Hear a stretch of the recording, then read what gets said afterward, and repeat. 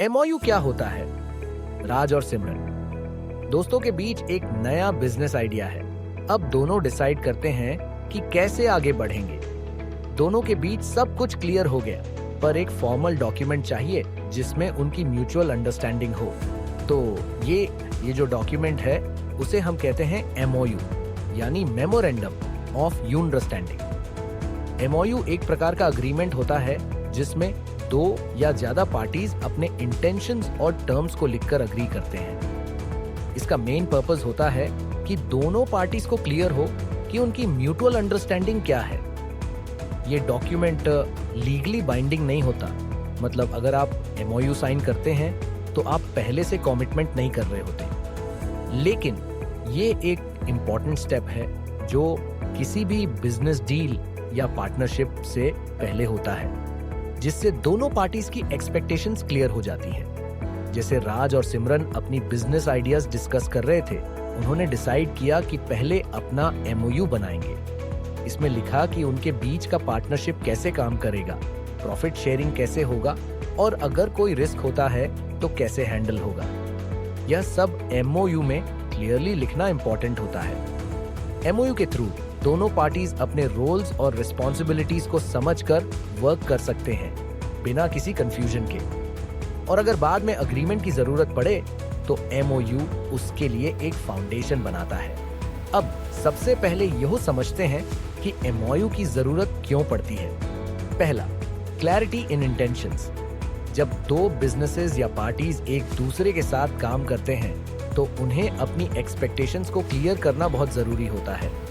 MOU दोनों parties को एक क्लियर अंडरस्टैंडिंग देता है कि उनके गोल्स क्या हैं, क्या काम होगा और किस तरीके से काम करना है। एग्जाम्पल के लिए, अगर आप एक सॉफ्टवेयर कंपनी के साथ टाई अप कर रहे हैं तो एमओयू में यह क्लियर किया जा सकता है कि आप सॉफ्टवेयर का यूज कैसे करेंगे, किस ड्यूरेशन के लिए और किस तरह के पेमेंट्स होंगे।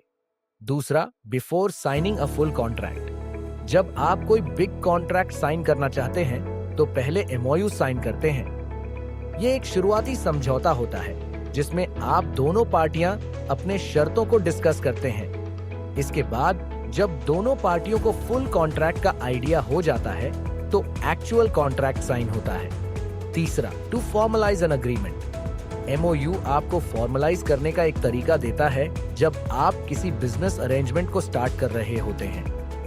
यह डॉक्यूमेंट आपको एक रोड मैप प्रोवाइड करता है कि आपको किस डायरेक्शन में जाना है। एमओयू की जरूरत कब पड़ती है? ये कुछ ऐसे सिचुएशंस हैं जहां एमओयू जरूरी होता है। पहला, प्रिलिमिनरी डिस्कशंस। जब दो कंपनीज या पार्टीज अपने बिजनेस आइडियाज को डिस्कस कर रहे होते हैं और उन्होंने एक दूसरे के साथ काम करने का फैसला किया हो, लेकिन फाइनल डिटेल्स और टर्म्स को फाइनलाइज नहीं किया हो, तब एमओयू साइन किया जाता है। दूसरा, जॉइंट वेंचर्स एंड पार्टनरशिप्स। अगर आप किसी और कंपनी के साथ पार्टनरशिप या जॉइंट वेंचर कर रहे हैं तो आप एमओयू का यूज कर सकते हैं, जिसमें आप दोनों के रोल्स, रिस्पॉन्सिबिलिटीज और फाइनेंशियल अग्रीमेंट्स क्लियर होते हैं। तीसरा, शॉर्ट टर्म अग्रीमेंट्स। कभी कभी आपको शॉर्ट टर्म अग्रीमेंट्स के लिए एमओयू की जरूरत पड़ती है, जैसे किसी एक प्रोजेक्ट के लिए काम करना। What are the disadvantages of an MOU?